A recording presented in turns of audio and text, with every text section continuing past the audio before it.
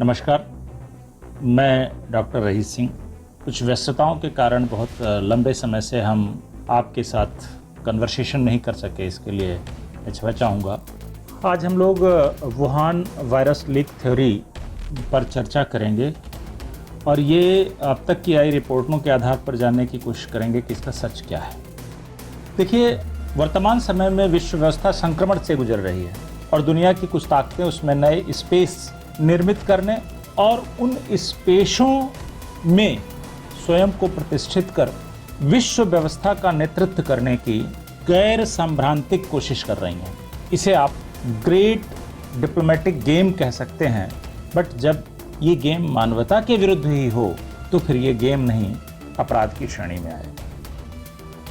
इतिहास ने कई बार ऐसी स्थितियों को देखा है।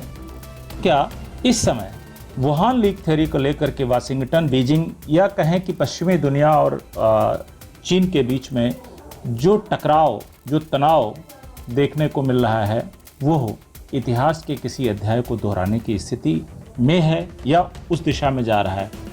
हालांकि वायरस लीक को लेकर जितने शोध अध्ययन आ रहे हैं, सभी चीन के दोषी होने की संभावनाओं को व्यक्त करते दिखते हैं, लेकिन अभी किसी निष्कर्ष पे पहुंचना थोड़ा जल्दबाजी है, या यूं कहें कि साक्ष्यों की कमी में निष्कर्षों पर पहुंचना शायद गलत निष्कर्ष प्रस्तुत करने को विवश करे। फिर भी ये शंका प्रबल हो रही है कि वुहान वायरस लीक थ्योरी निष्कर्ष तक पहुंचते पहुंचते किसी युद्ध या शीत युद्ध से दुनिया का साक्षात्कार न करा दे। हालांकि वुहान इंस्टीट्यूट ऑफ वायरोलॉजी का न्यूयॉर्क कनेक्शन इस पटकथा को थोड़ा जटिल बनाता है और मेरी समझ से शिथिल भी, क्योंकि अगर पर्दे वुहान इंस्टीट्यूट ऑफ वायरोलॉजी से हटे तो फिर न्यूयॉर्क कनेक्शन का भी कुछ सच सामने आएगा जो दुनिया को और अधिक आश्चर्यचकित कर सकता है। यहाँ पहला प्रश्न ये उठता है कि क्या वास्तव में चीन जैविक युद्ध की तैयारी कर रहा है? क्या वास्तव में चीन महाशक्ति के बनते बनते विश्व संकट का निर्माण कर देगा? मानवता के लिए यह मंथन, चिंतन और संशय का भी प्रश्न है। कुछ समय पहले वॉल स्ट्रीट जर्नल ने इस पर एक बृहद प्रकाश डाला, लेकिन उससे पहले ही ऑस्ट्रेलियाई वीकेंड ऑस्ट्रेलियन में प्रकाशित एक रिपोर्ट में दावा किया गया था कि चीन ने वर्ष 2015 से ही सार्स कोरोना वायरस को जैविक हथियार के रूप में इस्तेमाल करने संबंधी संभावनाओं को तलाशना शुरू कर दिया था। Unnatural origin of SARS and new species of man made virus वाले शीर्षक से छवि इस रिपोर्ट में चीन की वैश्विक महत्वाकांक्षाओं को स्पष्ट करते हुए बताया गया है कि चीन के वैज्ञानिक और उसकी सेना जिन जैविक हथियारों पर विश्वसनीयता के साथ भरोसा कर सकती हैं, उनमें कोरोना वायरस एक हो सकता है। इस रिपोर्ट में जो साक्ष्य पेश किए गए हैं, उनके अनुसार चीन तीसरे विश्व युद्ध की तैयारी कर रहा है, जो बायोलॉजिकल और जेनेटिक हथियारों के माध्यम से लड़े जाने की संभावना है। वैसे चीन के लिए कुछ भी कहा जा सकता है, वो वास्तव में ना ही लोकतंत्र की मर्यादाओं में बंधा है और ना ही नैतिकता की परंपराओं में।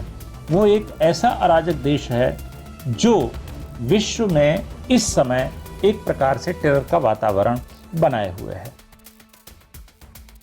उसे कई अवसरों पर मानवीय हितों के परे जाकर काम करते हुए भी देखा गया है, इसलिए उस पर लग रहे आरोपों को सिरे से खारिज तो नहीं किया जा सकता। फिर भी अभी इस निष्कर्ष को स्वीकार करना थोड़ा मुश्किल है कि चीन तीसरे विश्व युद्ध की तैयारी में है, क्योंकि इसके बाद चीन स्वयं ही खत्म हो जाएगा। चीन विजेता नहीं बन पाएगा। कुछ सचों के विरोधाभास हैं, उन पर भी अगर हम देखें तो डोनाल्ड ट्रंप कोरोना वायरस के वुहान लीक मामले में सबसे पहले बेहद आक्रामक दिखे थे, लेकिन जब जो बाइडेन उन्हें हटा करके सत्ता में आए तो ट्रंप युग की जो जांचें चल रही थी वो उन्होंने रोक दी। लेकिन ऐसा क्यों उन्होंने किया?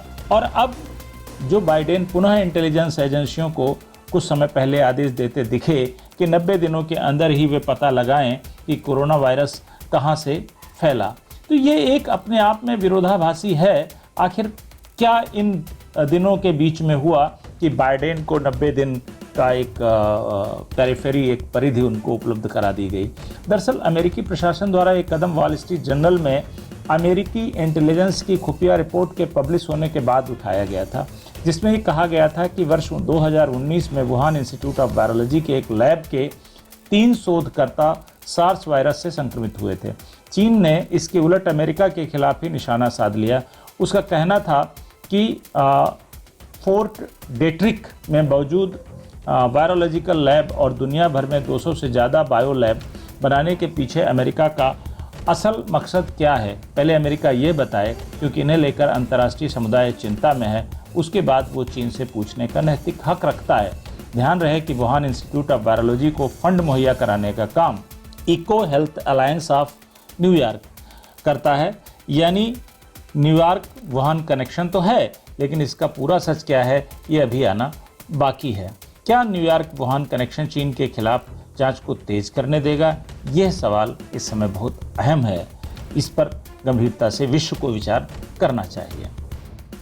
अगला एक क्वेश्चन बनता है कि क्या कोरोना का वुहान कनेक्शन है क्या एक्चुअल में? अब तक की पड़ताल और अध्ययनों से इस बात के संकेत मिल रहे हैं कि corona virus Wuhan Institute of virology के BSL-2 लैब में बनाया गया और वहीं से लीक हुआ। लेकिन चीन ने इस वायरस को रिवर्स इंजीनियरिंग वर्जन से छिपाने की कोशिश की, जिससे कि यह लगे कि कोरोना वायरस चमगादड़ से प्राकृतिक रूप से विकसित हुआ है। पिछले दिनों science magazine bulletin of atomic scientist के लेखक निकोलस वेड ने इस संस्था को फंड मुहैया कराने वाली Eco Health Alliance of New York संस्था के चेयरपर्सन डॉक्टर पीटर डासजैक से बातचीत के आधार पर कोरोना वायरस के BSL-2 में तैयार किए जाने की बात लिखी थी। डॉक्टर डासजैक के अनुसार वुहान लैब में स्पाइक प्रोटीन की रीप्रोग्रामिंग और ह्यूमनाइज्ड चूहों को संक्रमित करने वाले काइमेरिक कोरोना वायरस तैयार किए जाते हैं। इनकी संक्रमण क्षमता को बढ़ाने पर लगातार शोध हो रहा है। उन्होंने यह भी बताया कि वुहान इंस्टीट्यूट ऑफ वायरोलॉजी के वैज्ञानिकों की टीम का नेतृत्व डॉक्टर सी झेंगली कर रही थी, जिन्होंने चमगादड़ों में पाए जाने वाले करीब 100 किस्म के कोरोना वायरस हासिल कर लिए थे। खास बात यह है कि वर्ष 2018 और 2019 में डॉक्टर सी को इन प्रयोगों के लिए fund national institute of allergy and infection disease से मिल रहा था, जो कि अमेरिका के नेशनल इंस्टीट्यूट ऑफ हेल्थ का हिस्सा है। वैज्ञानिक journal quarterly review of biophysics discovery में प्रकाशित शोध अध्ययन भी इसकी पुष्टि करता है। इसमें ब्रिटिश प्रोफेसर एंगल डलगलिस और नॉर्वेनियन साइंटिस्ट डॉक्टर बिर्गर सोरेनसेन ने उन कड़ियों को जोड़ने में सफलता हासिल की है जो ये बताती हैं कि चीनी विज्ञानियों ने किस तरह से कोरोना वायरस तैयार करने वाले उपकरण बनाए, जिसमें कुछ अमेरिकी विश्वविद्यालयों ने भी सहयोग किया। इनका यह भी कहना है कि इसका कोई प्रमाण नहीं है कि नोवेल कोरोना वायरस SARS-CoV-2 प्राकृतिक रूप से पैदा हुआ है। ये वुहान की लैब में गेन ऑफ फंक्शन प्रोजेक्ट पर काम करने वाले चीनी विज्ञानियों द्वारा तैयार किया गया है। उल्लेखनीय है कि शोधकर्ताओं ने कोविड-19 के सैंपल में एक यूनिक फिंगरप्रिंट पाया है कि ऐसा वायरस लैब में छेड़छाड़ करने के बाद ही संभव हो सकता है। यानी ये प्राकृतिक रूप से जनरेटेड वायरस नहीं है, बल्कि ये मैकेनाइज करके इस प्रकार की अधिक क्षमता के साथ उसे तैयार किया गया है। खुफिया रिपोर्टों, शोध अध्ययनों और अन्य सूत्रों को अगर गंभीरता से जांचें और परखें तो वो इस तरफ अधिक इशारा करते हैं कि कोरोना वायरस वुहान के BSL-2 लैब के गेन ऑफ फंक्शन का परिणाम है। तो फिर क्या हम ये मान लें कि चीन वास्तव में जैविक युद्ध की तैयारी कर रहा है, अथवा वो अदृश्य हथियार से एक परिणामी युद्ध लड़ रहा है? वैश्विक आंकड़ों पर गौर करें तो आप पाएंगे कि नियर अबाउट 40 मिलियन से अधिक के आसपास मौतें हो चुकी हैं और करीब 18 करोड़ के आसपास लोगों को वायरस से संक्रमण। ये आंकड़े तो वो हैं जो सरकारी तौर पर व्यक्त किए गए हैं। बहुत से अदृश्य हैं जिनका डेटाबेस तैयार ही नहीं हुआ। यानी आप ये कह सकते हैं कि ये इस प्रकार की मानवीय क्षति किसी भी विश्व युद्ध से अधिक है। यही नहीं, इस कालखंड में अगर भूख और गरीबी से मरने वाले लोगों को भी शामिल कर लें तो ये स्थिति बहुत ही भयावह होगी। कुल मिलाकर के हम ये कह सकते हैं कि जैसे जैसे आगे अध्ययन रिपोर्टें आएंगी वैसे वैसे चीन कटघरे में फंसेगा। लेकिन चूँकि वो वुहान के लैब में किसी को प्रवेश ही नहीं देने देगा, तो सच जो है वो शायद उस तरह का ना आ सके जिसकी विश्व अपेक्षा करता है।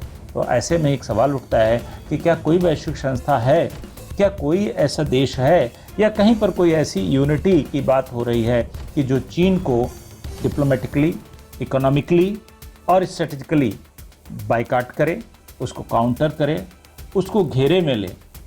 अन्यथा चीन निरंतर अपनी आर्थिक ताकत के चलते अपनी सैन्य ताकत का विस्तार करता रहेगा, अपनी स्ट्रेटेजिक ताकत का विस्तार करता रहेगा, और वो ना केवल इंडो पैसिफिक में बल्कि पूरे विश्व में, अगर आप खास तौर से कॉन्टिनेंटल अगर एक अप्रोच पर अध्ययन करें तो अफ्रीका को, लातिन अमेरिका को, दक्षिण एशिया को, दक्षिण पूर्व एशिया को, पूर्वी एशिया को, इस पूरे के पूरे एक ज्योग्राफिकल सिनेरियो में चीन जिस तरह की हरकतें कर रहा है और करेगा, जिसकी कि उसकी एक रणनीति बन रही है, चाहे वो बेल्ट एंड रोड इनिशिएटिव के माध्यम से हो, चाहे वो पल्स ऑफ स्ट्रिंग के माध्यम से हो, चाहे वो ग्रेट सिल्क रूट्स के पुनर्स्थापन के माध्यम से हो, चाहे वो 17+1 के रूप में बनाए गए एक संगठन के यूरेशिया से लेके यूरोपीय सेंट्रल एशिया के माध्यम से हो, चीन अपने उद्देश्यों को प्राप्त करने की कोशिश करेगा जो विश्व की शांति के लिए,